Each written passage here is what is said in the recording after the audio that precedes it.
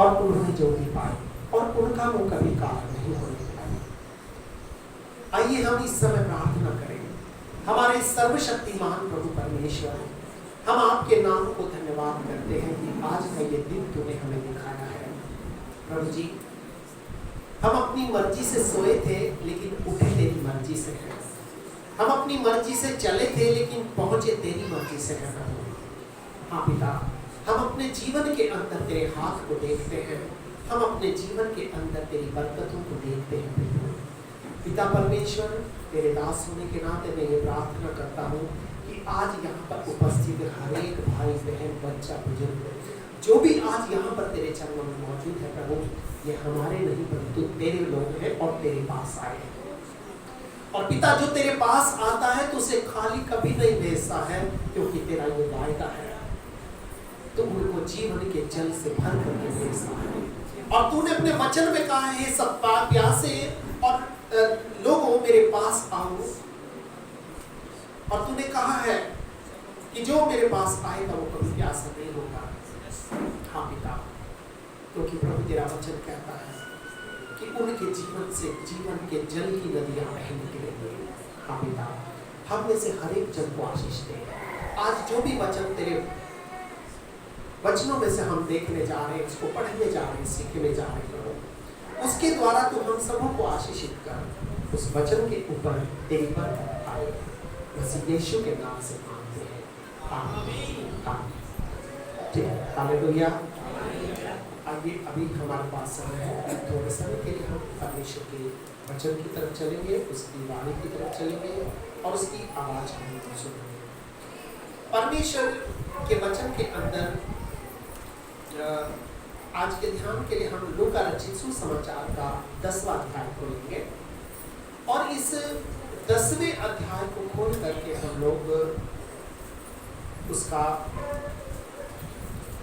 पहले लूका रचित सुसमाचार और उसका हम लोग 10वां अध्याय खोलेंगे। ठीक है,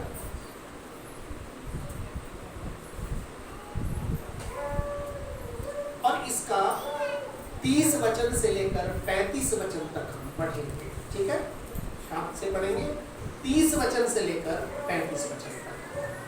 पहले भी कई बार हमने इस वचन को पढ़ा है, पर बाइबल में ये जो नया नियम है, इसकी एक खासियत है कि जब हम इसको कितने भी बार पढ़ो तो हमें ये नया ही लगता है, क्योंकि क्या है, ये परमेश्वर की नई बातें हैं जो आज परमेश्वर आपसे और हमसे बोलना चाहता है, और इन बातों के द्वारा परमेश्वर आज हम सबको कुछ सिखाना चाहता है। लूका रचित सुसमाचार और इसका 10वां अध्याय और 30 वचन से लेकर 35 वचन तक मैं चाहूंगा कोई इसको एक बार पढ़ देंगे। ठीक है, जोर की आवाज में। यीशु ने उत्तर दिया, हाँ, एक मनुष्य यरूशलेम में यरीहो को जा रहा था। यीशु ने उससे कहा, एक मनुष्य यरूशलेम से यरीहो को जा रहा था। डाकुओं ने घेर कर उसके कपड़े उतार लिए, कि डाकुओं ने घेर कर उसके कपड़े उतार लिए और मार पीट कर उसे अधमरा छोड़कर चले गए। और मार पीट कर उसे अधमरा छोड़कर चले गए। और ऐसा हुआ कि उसी मार्ग से एक याजक जा रहा था, और ऐसा हुआ उसी मार्ग से एक याजक जा रहा था, परंतु उसे देखकर कतरा कर चला गया। परंतु उसको देखकर कतरा कर चला गया। इसी रीत से एक लेवी उस जगह पर आया, और इसी तरह से एक लेवी भी उस जगह पर आया और वह भी उसे देखकर कतरा कर चला वो भी गया। उसे देखकर कतरा कर चला गया। परंतु एक सामरी यात्री वहां आकर निकला, परंतु एक सामरी यात्री वहां आ निकला, हाँ, और उसे देखकर तरस खाया। और उसको देखकर तरस खाया। उसने उसके पास आकर उसके घाव पर तेल और दाखरस डालकर पट्टियां बांधी। उसने उसके पास आकर उसके घाव पर तेल और दाखरस डालकर पट्टियां बांधी और अपनी सामरी पर चढ़ाकर सराय में ले और गया। अपनी सवारी पर चढ़ाकर सवारी उसे पर ले गया। कहाँ ले गया? सराय ले गया। आगे, और उसकी सेवा टहल की। और उसकी सेवा टहल की। हाँ। दूसरे दिन उसने 2 दिनार निकालकर सराय के मालिक को दिए, और दूसरे दिन उसने 2 दिनार निकालकर सराय के मालिक को दिए और कहा, इसकी सेवा टहल करना, कि अब इसकी जिम्मेदारी तेरी है, इसकी तुझे सेवा और टहल करनी पड़ेगी। और जो कुछ तेरा और लगेगा, और अगर तेरा भी इसकी सेवा टहल में कुछ खर्च हो गया या तेरा लग गया, उसे मैं लौटने पर तुझे भर दूंगा। तुझे भर दूंगा। ठीक है, तो परमेश्वर का ये वचन हमने कई बार देखा है, कई बार पढ़ा है और कई बार हमने इस वचन के ऊपर ध्यान किया है और मनन किया है। आज जब हम इस वचन को पढ़ते हैं तो इस वचन में से हम कुछ चीज़ों को देखेंगे। ये जो वचन है आज आपके और मेरे जीवन में क्या बात है जो बताता है, कौन सी ऐसी चीजें हैं जो परमेश्वर आज आपके और मेरे जीवन से चाहता है। यहाँ पर एक दो जगह का नाम आया है। पहले इसमें 30वें वचन में एक जगह तो है यरूशलेम और दूसरी जगह क्या है, यरीहो है। ठीक है, एक जगह वो है जहां परमेश्वर की आराधना होती है, परमेश्वर की स्तुति होती है, परमेश्वर की तारीफ होती है। एक जगह वो है जहां संसार के आनंद और खुशियां रहती हैं, जहां संसार की मौज और मस्ती है, जहां संसार के सुख और चीजें मिलती हैं, और वो जगह क्या है, यरीहो है। ठीक है, एक जगह यरूशलेम है और एक जगह क्या है, यरीहो है। ठीक है, यरीहो इस संसार को दिखाता है और यरूशलेम प्रभु यीशु मसीह की कलीसिया को दिखाती है। हालेलुया।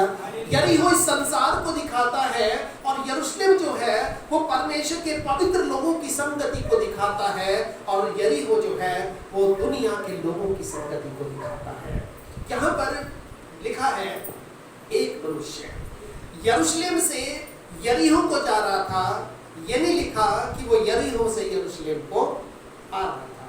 ठीक है, तो यहाँ पर क्या होता था कि इस्राएल के अंदर एक परमेश्वर का एक भवन बना हुआ था, जो भवन यरूशलेम नाम के एक शहर में बना हुआ था, और वहां पर ये परमेश्वर का भवन बना हुआ था, परमेश्वर का मंदिर बना हुआ था, और इस मंदिर के अंदर परमेश्वर के जितने लोग थे वो सब उसकी आराधना करने के लिए परमेश्वर के दिन उसके भवन में इकट्ठा होते थे।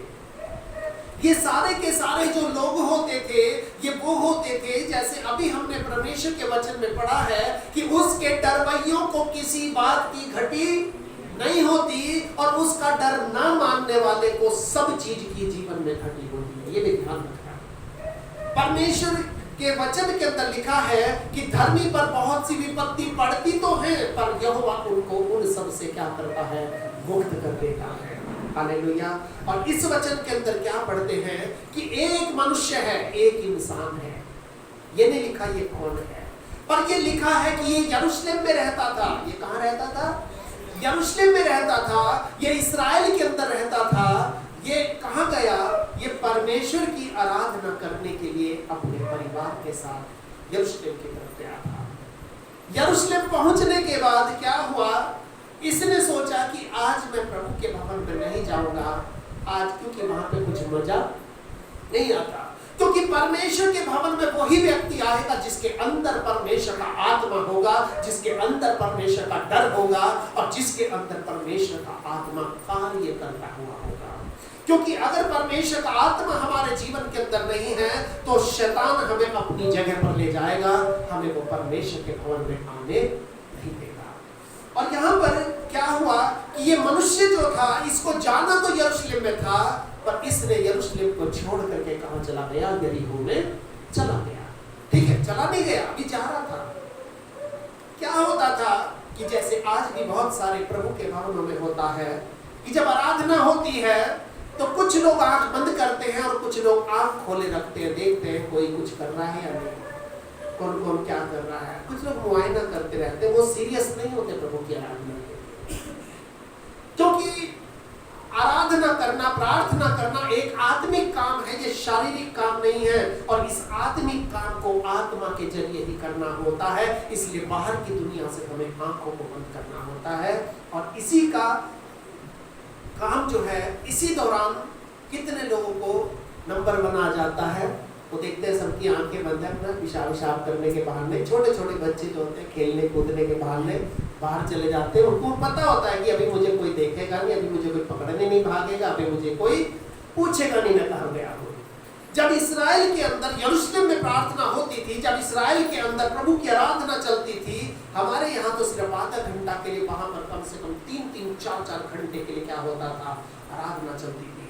वहां पर सुबह से आराधना शुरू होती थी और शाम तक वहां पर आराधना चलती थी और वहां पर भीड़ इतनी होती थी तो लोग सोचते थे एक आदमी इधर उधर चला भी गया, सोचा कि शायद इधर उधर कहीं खड़ा होगा।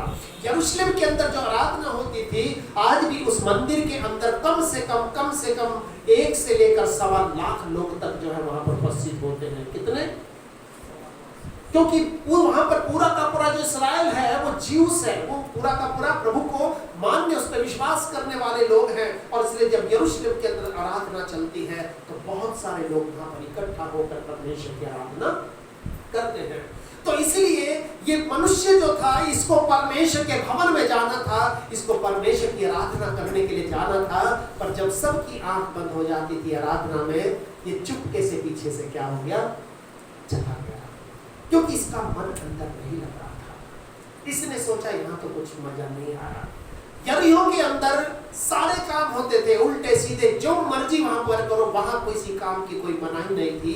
लेकिन यरूशलेम पवित्र लोगों का नगर था। यरूशलेम के अंदर पवित्र लोग, परमेश्वर के लोग रहते थे।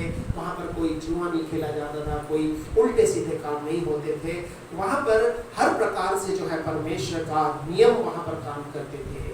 तो इसने क्या किया कि चलो एक छुट्टी का दिन है, कितने लोग संडे को तो इसलिए सोते हैं चलो जी एक दिन तो है मिला है और वो छुट्टी का है, इसमें कपड़े धोने हैं, इसमें ये करना है, अरे छुट्टी का दिन तो मिला है। पर ध्यान रखना इस रात जब तुम सोए होंगे अपनी मर्जी से पर उठे किसकी, परमेश्वर की मर्जी से हो। जिसकी मर्जी से आप उठे हो उस परमेश्वर के लिए अगर आपके पास टाइम नहीं है, उस परमेश्वर के लिए अगर आपके अंदर डर नहीं है, उस परमेश्वर का अगर आप भाई नहीं मानते हो तो आप अपने जीवन में कभी भी भलाइयों को देख नहीं सकते। इसने क्या किया, ये मनुष्य यरूशलेम से कहां जा रहा था, यरीहो को जा रहा था। पुराने समय में कागज के नोट नहीं चलते थे, कैसे नोट चलते थे, सिक्के चलते थे। और सिक्के क्या करते थे लोग, थैली होती थी जैसे आज भी कुछ बनिए होते हैं थैली में लगा के रखते हैं, तो सिक्के जो होते थे लोग पैसों को थैली में रखकर यहाँ पर आगे, जहाँ पर ज्यादातर आपने देखा होगा लेडीज लोग चाबी वगैरह टांगते हैं, तो वहां पर लगा करके रखते थे। और जब वो चला करते थे उनकी चाल के अंदर खन खन की आवाज आया करती थी। ये व्यक्ति जो था इसने पूरे हफ्ते भर पैसा इकट्ठा करा होगा, अपना कमाया होगा। इसने सोचा आज बढ़िया दिन है, आज कुछ जैसे आज हम बोलते हैं चलो आज प्रभु के भवन में नहीं जाते, आज पिक्चर देख के आते हैं, आज वो रिश्तेदार आ रहा है, आज उसकी थोड़ी सेवा टहल करते हैं, आज उसके लिए कुछ अच्छा बनाते हैं, आज प्रभु की हमें जरूरत नहीं है, आज हम दूसरी तरफ चले जाते हैं। ये व्यक्ति ने भी ऐसा किया कि ये मनुष्य यरूशलेम से कहाँ जा रहा था, यरीहो की तरफ जा रहा था। और यरीहो की तरफ जा रहा था, सबको मालूम होता था वहां पर इस कमजोरी का, इस बात का फायदा उठाने के लिए कुछ डाकू रास्ते में बैठ जाते थे। कौन?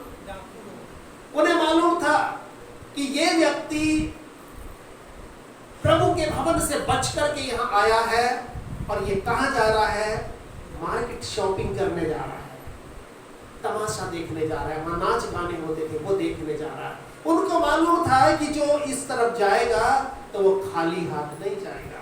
उस समय एटीएम नहीं चलते थे, उस समय वो थैलियां चलती थी। और जब एक व्यक्ति जाता था तो बड़ी शान से वो खन खन बोलती थी, आवाज आती थी और डाकों के कान में घंटी बज जाती थी कि आज मुर्गा आ रहा है। तो जब ये वचन में लिखा है कि जब ये मनुष्य यरूशलेम से यरीहो को जा रहा था तो डाकुओं ने घेर कर उसके कपड़े उतारे। जब प्रभु को छोड़ करके जा रहा था तो कौन मिल गए, डाकू मिल गए। और डाकू क्या है, ध्यान रखना, चोर जब चोरी करता है और डाकू जब डाका डालता है दोनों में बहुत फर्क है। चोर तो चुपके से करता है लेकिन डाकू आंख के सामने आकर के करता है। डाकू आंख के सामने आकर के करता है, चोर चुपके से करता है, आपको पता नहीं चलता, बाद में पता चलता है। लेकिन डाकू आपकी आंख के सामने से सब लेकर के चला जाता है। वचन कहता है कि ये मनुष्य यरूशलेम से यरीहो को जा रहा था और डाकुओं ने घेर करके मतलब अब तो बचने का रास्ता नहीं है। तेरी आंखों के सामने तेरा पैसा लुट जाएगा, तेरी आंखों के सामने तुझे बेइज्जत होना पड़ेगा, तेरी आंखों के सामने सब कुछ होगा और तुम चाह करके भी कुछ नहीं कर पाएगा। और ये क्या हुआ, ये इस इंसान के साथ हुआ जो प्रभु को छोड़कर किसी दूसरी जगह चला गया था। इसको आज प्रभु के पास जाना चाहिए था, इसको आज परमेश्वर की आराधना करना चाहिए था, लेकिन ये व्यक्ति क्या हुआ, जब यरीहो को जा रहा था तो वचन में लिखा डाकुओं ने घेर कर क्या कर लिया, उसके कपड़े उतार लिए। ये उनको लूटने का एक बहुत अच्छा ट्रिक थी, तरीका था। उसे पता है अब कपड़े उतार लिए, कम से कम दिन में तो कहीं भाग के जाएगा नहीं, क्योंकि इज्जतदार आदमी है। इसलिए वो आदमी जिसके कपड़े उतार लेते थे वो बेचारा झाड़ियों में कहीं छिपा रहता था और शाम होने का इंतजार करता था ताकि रात हो जाए, कोई देख ना ले, क्योंकि शाम हो जाती थी, उस समय बिजली कुछ नहीं थी। अंधेरा होते ही तो ये व्यक्ति क्या हुआ, सबसे पहले उसने क्या किया, उसके कपड़े उतार लिए। और ध्यान रखना, जब एक व्यक्ति परमेश्वर को छोड़कर इस दुनिया के सुखों को चला जाता है, इस दुनिया में खो जाता है, तो डाकू कौन है, ये शैतान की आत्माएं हैं जो उसको घेर लेती हैं और उसकी आंख के सामने सब कुछ होता है। उसकी आंख के सामने उसका पैसा चला जाता है, उसकी आंख के सामने उसकी हेल्थ चली जाती है, उसकी आंख के सामने उसका नुकसान होता रहता है और वो चाह करके भी कुछ नहीं कर पाता। क्यों? क्योंकि आसपास उसके डाकू से वो घेर कर रखते हैं। डाकू ने घेर कर उसके कपड़े उतार लिए। कितना मजबूर इंसान को शैतान की आत्मा कर देती है कि इंसान बेइज्जत होने के लिए मजबूर हो जाता है, दूसरों के सामने हाथ फैलाने के लिए मजबूर हो जाता है, दूसरों को मतलब के सामने वही शैतान क्या करता है, इंसान को बहुत बुरी हुई हालत में पहुंचा देता है। उसके कपड़े उतार लिए और वचन में क्या लिखा, मार पीट कर उसे ऐसे नहीं छोड़ा। कैसा छोड़ा? अधमरा छोड़कर चले गए। या ना तो मरों में गिनती है और ना जिंदों में गिनती है। आज कितने लोग ऐसे हैं जो अपने परमेश्वर को छोड़कर दुनिया की चीजों में चले जाते हैं। ध्यान रखना, परमेश्वर से बड़ा काम दुनिया में कोई भी, अगर आज एक दिन की हमारी दिहाड़ी नहीं मिलेगी तो ना मिले, क्योंकि परमेश्वर से बड़ी हमारी दिहाड़ी, परमेश्वर से बड़ा हमारा पैसा नहीं है। क्योंकि अगर वो साथ होगा तो सब कुछ हमारे साथ होगा, और अगर वो साथ नहीं होगा तो ध्यान रखना दुनिया में कुछ भी हमारे साथ नहीं होगा। इसलिए प्रभु का वचन में लिखा है कि सबसे पहले उसके क्या कर लिए, कपड़े उतार लिए और मार पीट कर अधमरा घर छोड़कर चले गए। अधमरा का मतलब कि अब वो न चल सकता है, न फिर सकता है, ना वो कुछ, अब वो दूसरों पर आश्रित हो गया है। दूसरों पर क्या हो गया? आश्रित हो गया, मजबूर हो गया वो सहारा लेने के लिए। क्यों? पहले परमेश्वर उसका सहारा था। उसने सोचा शैतान मेरा सहारा बनेगा, मेरे जीवन की खुशियां, मेरे मन की मर्जी जो होगी मैं करूंगा, वो सब चीज मेरा सहारा बनेगी। लेकिन यहाँ पर क्या लिखा, उसे मार पीट कर अधमरा छोड़कर चले गए। ठीक है, आगे क्या लिखा, अब ये व्यक्ति सड़क पे पड़ा हुआ है, सोच रहा है कोई आएगा शायद मदद करेगा, कोई आएगा, किसी का दिल पसीजेगा मुझे देखकर। आगे क्या लिखा है, और ऐसा हुआ कि उसी मार्ग से एक याजक जा रहा था, और ऐसा हुआ उसी मार्ग से एक याजक भी जा रहा था। याजक का मतलब जो परमेश्वर की आराधना करने वाला व्यक्ति था, परमेश्वर की तारीफ करने वाला व्यक्ति था, परमेश्वर की मंदिर में रहने वाला व्यक्ति था, वो भी उसी रास्ते से जा रहा था। और उसको क्या हुआ, लेकिन उसको देखकर कतरा कर चला गया। कतराने का मतलब कि नजरअंदाज करके चला गया। ध्यान रखना, जब आप परेशानी में होंगे, जब आप दुख में होंगे, जब आपको लोगों की जरूरत पड़ेगी, जब परमेश्वर अगर आपको छोड़ देगा तो दुनिया में आपकी कोई मदद नहीं कर पाएगा। अगर परमेश्वर आपके साथ है तो सब कुछ आपके साथ रहेगा, हर हालत में परमेश्वर आपको संभाल करके रखेगा। लेकिन वचन कहता है कि वो व्यक्ति जो कि बहुत अच्छा आदमी था, याजक का काम क्या था, लोगों को संभालना, उनके लिए दुआ करना, उनके लिए प्रार्थना करना, उसे देखकर क्या हो गया, कतरा कर चला गया। यानी कि अगर परमेश्वर साथ नहीं है तो याजक भी आपकी कोई मदद नहीं कर सकता। आगे क्या लिखा है, उसी रीति से, उसी तरह से एक और व्यक्ति वहां पर आया, एक लेवी उस जगह आया और वो भी उसे देखकर कतरा कर चला गया। इसका मतलब वो लेवी भी, जो लेवी क्या करते थे, ये वाचा का संदूक उठाते थे, वहां पर सेवा और टहल किया करते थे। लेवी का काम होता था कि परमेश्वर के लोगों की सेवा टहल करना। तो लेवी कतरा कर क्यों चला गया? क्योंकि लेवी को मालूम था ये व्यक्ति परमेश्वर का नहीं है। हालेलुया। याजक ने क्यों मदद नहीं करी? उसको मालूम है ये व्यक्ति परमेश्वर का नहीं है। ये रहता यरूशलेम में है, ये रहता इस्राएल के अंदर है, लेकिन आज तक ये कभी परमेश्वर का हो ही नहीं सका, इसलिए उसने उसकी मदद करने से मना कर दिया। इसलिए प्रभु का वचन में लिखा है ये व्यक्ति जो है कतरा कर चला गया। अब इसके पास कोई चारा नहीं था। दुनिया के अंदर कई बार जब परमेश्वर हमें छोड़ देता तो ध्यान रखना, लोग भी फिर हमारे रिश्तेदार, हमारे परिवार के लोग जो हैं, हमारा कोई मदद, कोई डॉक्टर हमारी मदद नहीं कर सकता, कोई भी कितनी अच्छी दवाई खा लो उसका कोई फायदा आपको नहीं हो सकता। लेकिन अगर परमेश्वर हमारे साथ है तो सब कुछ हमारे साथ है, और अगर परमेश्वर हमारे साथ नहीं है तो कुछ भी हमारे साथ। हालेलुया। फिर आगे लिखा है परंतु, आगे वचन में क्या लिखा है? परंतु एक सामरी यात्री वहां आ निकला और उसे देखकर तरस खाया। सामरी यात्री कौन है? ये सामरी यात्री प्रभु यीशु मसीह को दिखाता है। सामरी यात्री कौन थे?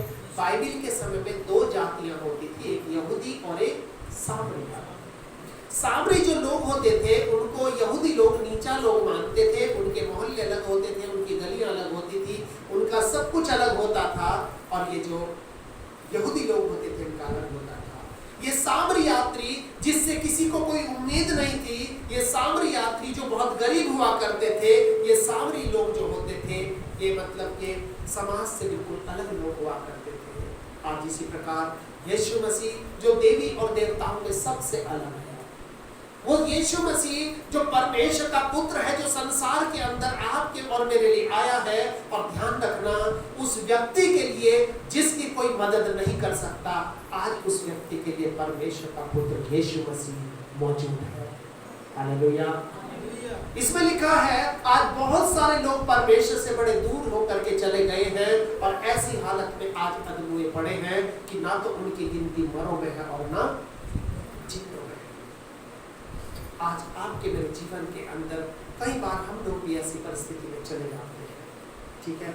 आज इसमें लिखा है परंतु वो सामरी यात्री वहां पर आ निकला और उसे देखकर तरस खाया। तरस का मतलब उसे देखकर थोड़ा तरस आ गया, ठीक है। तरस का मतलब होता है कंपैशन। कंपैशन, तरस कौन खा सकता है? एक पिता जिसके अंदर पिता का हृदय हो। तरस कौन खा सकता है? जो आपका बहुत ही अपना होगा। दूसरे लोग आपके ऊपर तरस नहीं खाएंगे, सिर्फ परमेश्वर है जो आपके ऊपर तरस खा सकता है। क्योंकि तरस इस बात की मांग करता है कि अपनी जान भी दे करके मुझे इसकी जान बचानी पड़ेगी, अपनी जान भी देकर। और ये तरस कौन खा सकता है? ये सिर्फ और सिर्फ हमारा परमेश्वर है जो हमारी हालत के ऊपर तरस खा सकता है।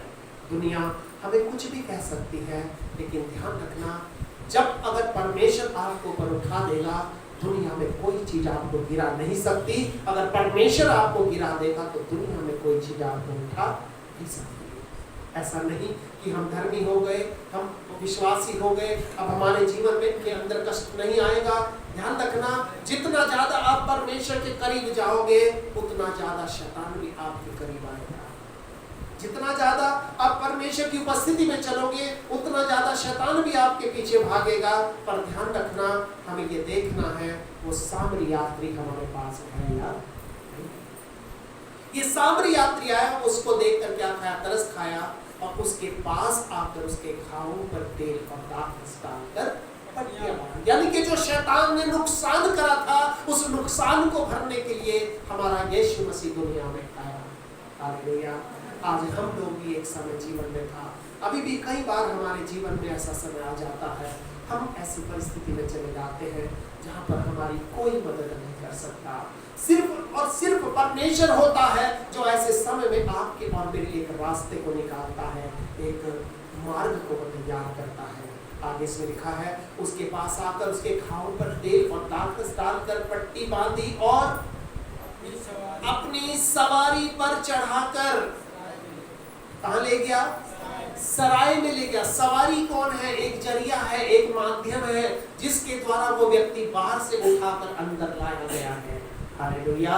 आज परमेश्वर ने आपको और हमको एक सामरी यात्री की तरह से चुन करके अपने पास बुलाया है, क्योंकि दुनिया में आज बहुत लोग हैं जो अधमरी अवस्था में पड़े हैं, जिनको उठाकर अपनी सवारी पर बैठाकर आपको प्रभु के चरणों में लाना है। हालेलुया। और ये सामरी यात्री कौन है? वो यीशु है जो आपकी मदद करेगा, इस काम में आपकी मदद करेगा। और ये सराय क्या है? ये सराय प्रभु यीशु मसीह की कलीसिया है। ये परमेश्वर का घर है, जहाँ पर परमेश्वर की हुकूमत चलती है, जहाँ पर परमेश्वर के नियम चलते हैं, जहाँ परमेश्वर के कायदे और उसके कानून चलते हैं। ठीक है। इस व्यक्ति को जो है क्या हुआ, उठाकर उसको कहा सराय में ले गया और क्या किया? उसकी सेवा और टहल की। सेवा और टहल का मतलब क्या होता है? सेवा करना अलग होता है और टहल करना, ठीक है। और सेवा आप किसकी करते हैं? जहां से आपको लालच होता है कि हमें यहाँ से कुछ मिलेगा, तो वहां पर हम क्या करते हैं? उसकी सेवा और टहल करते हैं। तो टहल उसकी होती है जो आपका बहुत करीबी होता है। टहल करने का मतलब ये होता है कि सेवा का मतलब अपनी जिम्मेदारी को पूरा करना। बस आज बहुत लोग हैं जो फैक्ट्री में जाते हैं, सुबह 8 बजे जाते हैं, शाम को 5 बजे हाथ धोकर अपने घर आ जाते हैं, उसके बाद फैक्ट्री में आग लगे, उनको कोई मतलब, क्योंकि वो क्या, वो अपनी सेवा, वो अपनी सर्विस करके आते हैं। आज बहुत सारे सेवक भी ऐसे हैं, वो सिर्फ अपने चर्च की सर्विस करते हैं, उसके बाद उन्हें कोई मतलब नहीं है। और टहल का मतलब क्या होता है? टहल का मतलब ये होता है कि 24 घंटे नजर रखना। हालेलुया। नजर रखना। पानी चाहिए, ठीक है। जब आपके घर कोई मेहमान आता है तो आपसे क्या करते हो? आप कहीं होटल में जाते हो, वहाँ पे आपकी सेवा होती है, लेकिन जब आप किसके घर जाते हो वहाँ पर टहल भी होती है। सेवा में क्या आप कहोगे भाई 2 चाय बना के लाओ, होटल वाला आपको 2 चाय दे देगा, वो आपसे ये नहीं पूछेगा 2 चाय और ले लो जी, ऐसा नहीं करेगा। लेकिन जब आप किसी घर में जाते हो वहाँ पर आपकी टहल होगी, नहीं थोड़ा सा आप और ले लो, आप 1 रोटी बनवाओगे, नहीं 1 रोटी और आप ले लो। ये क्या है? ये टहल है। ये टहल क्या है? ये अपनापन है। ये उनको दिखाया जाता है जो अपने लोग होते हैं। हालेलुया। और इसी तरह से परमेश्वर की कलीसिया, उसकी भवन के अंदर ध्यान रखना, परमेश्वर हम सबका परमेश्वर है और उसकी नजरों में ना कोई गरीब है, ना कोई अमीर है, ना कोई छोटा है, ना कोई बड़ा है। हम यहाँ पर इसलिए हैं क्योंकि परमेश्वर ने हमें यहाँ पर। हालेलुया। और क्योंकि ये घर किसका है? ये परमेश्वर का है। इसको बनाने वाला कौन है? परमेश्वर है। आप सबको यहाँ पर लाने वाला कौन है? परमेश्वर। और जिस परमेश्वर ने संसार की भीड़ से चुनकर अपनी सवारी पर बैठाकर आपको सराय में लेकर के आया है, यहाँ पर परमेश्वर का वचन कहता है वो आपकी सेवा और टहल करेगा। हालेलुया। आगे लिखा है, दूसरे दिन उसने 2 दिनार निकाल कर भटियारे को दिए और कहा इसकी सेवा टहल करना, और जो कुछ भी तेरा और लगेगा वो मैं लौटने पर तुझे क्या करूँगा? सेवा टहल करने का मतलब भटियारा क्या है? इस जगह पर रहने वाला एक सेवक है, इस सराय में रहने वाला, सेवा करने वाला लोगों का एक सेवक है, और उसके कुछ लोग हैं, वो एक टीम है। वो लोग क्या करते हैं? लोगों की सेवा करते हैं। चाहे किसी के लिए पानी लाना हो, आपने कहीं देखा होगा बहुत जगह पर लोग आज बड़ी सेवा की भावना रखते हैं। बड़े बड़े IPS ऑफिसर को मैंने देखा है गुरुद्वारों के अंदर झाड़ू लगाते हैं। बड़े बड़े IPS ऑफिसर को मैंने देखा है कि लोगों के जूतों को रुमाल से साफ करते हैं और उसमें रखते हैं, और उनके अंदर सेवा का भाव होता है। और इसलिए हमें भी इस सेवा के भाव को अपने अंदर रखना बहुत जरूरी है। हम जब प्रभु के भवन में आते हैं, हम ये सोच कर ना आए कि हम अपनी सर्विस पूरी करने जा रहे हैं, बस आराधना करने जा रहे हैं। हम ये सोच करके आए, हम प्रभु तेरी सेवा, तेरी टहल करने के लिए तेरे भवन में आए हैं। हालेलुया। और जब हम इस भावना के साथ में आएंगे तो परमेश्वर का वचन कहता है कि जो कुछ तेरा लगेगा, चाहे इसमें तेरा थोड़ा सा मेहनत लगे, चाहे इसमें हो सकता है तेरा कुछ लग जाए, वो मैं तुझे लौटने पर सारा भर दूंगा। क्योंकि जब मैं लौट करके देखूंगा, जब मैं देखूंगा कि तूने मेरी जगह में क्या किया, मेरे लोगों के साथ क्या किया, वो सारा का सारा मैं लौटा करके तुझे वापस दे दूंगा। क्योंकि उसका वचन कहता है मैं यहोवा किसी का उद्धार नहीं करता। और जितना प्रभु के लिए करेंगे परमेश्वर आपको कई गुना लौटा करके देगा, ये उसका वचन कहता है। और इसीलिए आज इस कहानी के अंदर, इस बात के अंदर हम इस बात को सीखते हैं कि परमेश्वर के आज बहुत सारे लोग ऐसे हैं जो परमेश्वर के भवन से बाहर हैं, और उन लोगों को लेकर के हमें आपको परमेश्वर के भवन में लाना है, क्योंकि परमेश्वर अपनी सवारी को, सवारी का मतलब एक जरिया जिसके द्वारा लोग जो है परमेश्वर के पास आ जाए। क्योंकि वचन में लिखा है कि कोई भी व्यक्ति जब अपने मन को परमेश्वर की ओर फिराता है तो स्वर्ग में एक बहुत बड़ा आनंद होता है, और उस आनंद का कारण, जब हम स्वर्ग के आनंद का कारण बनेंगे तो परमेश्वर भी हमारे घर को एक आनंद का कारण बनाएगा। हालेलुया।